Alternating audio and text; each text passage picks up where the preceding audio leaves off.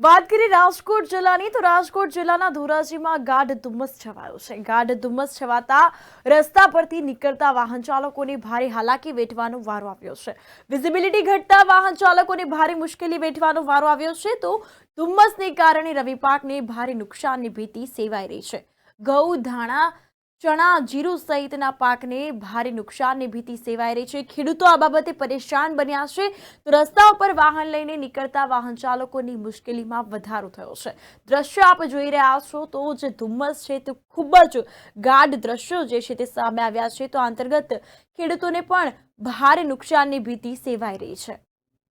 આજ સવારથી સારી એવી ધુમ્મસ પડે છે, બરાબર, ઝાકળ, જેના કારણે વાહન ચાલકોને ભારે મુશ્કેલી વેઠવી પડે અને 100 મીટરની આગળ કોઈ વસ્તુ કંઈ દેખાતી નથી, જેથી વાહન ચાલકોને ખરેખર મુશ્કેલી પડે છે। ધુમ્મસ એટલે આ શિયાળાની સારામાં સારી ધુમ્મસ આજ સવારે પડી છે, બરાબર। 50 મીટરની આગળ કંઈ દેખાતું નથી એટલે વાહન ચાલકોને ભારે મુશ્કેલી પડે છે।